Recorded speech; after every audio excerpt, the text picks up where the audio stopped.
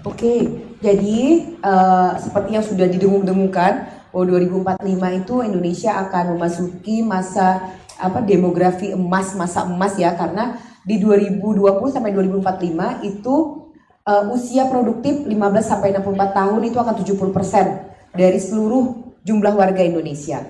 Nah, Pak Yamin, Pak Wali Kota dan Ulun dengan misi kami Banjarmasin Maju Sejahtera, karena kami yakin kalau mau maju dan sejahtera itu harus dari sumber daya manusianya. Seluruh negara-negara yang maju saat ini, contoh negara Eropa aja lah, Denmark, Swedia, New Zealand, negara-negara dengan indeks bahagia tinggi, itu bukan karena mereka mengandalkan sumber daya alam. Sekarang ini Indonesia sangat mengandalkan sumber daya alam, tapi lupa dengan sumber daya manusia.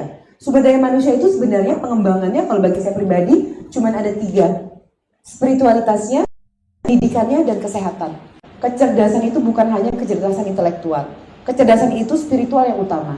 Kecerdasan spiritual, kecerdasan intelektual, kecerdasan emosi. Kalau 3 ini sudah dikuasai, insya Allah sukses dunia akhirat. Karena kita tidak hanya hidup di dunia. Setelah ini akan ada panjang lagi jalan menuju akhirat.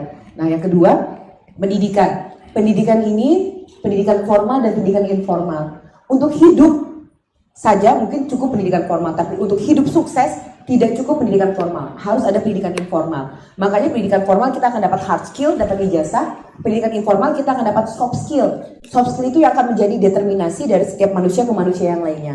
Punya basic sama-sama ijazah sarjana ekonomi, tapi kalau kalian misalnya punya kelebihan, contoh yang satunya content creator, di saat sekarang ini content creator sangat diperlukan sampai entah kapan.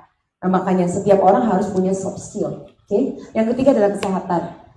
Sebuah apapun, sesugih apapun, sepintar apapun, kalau garing baik.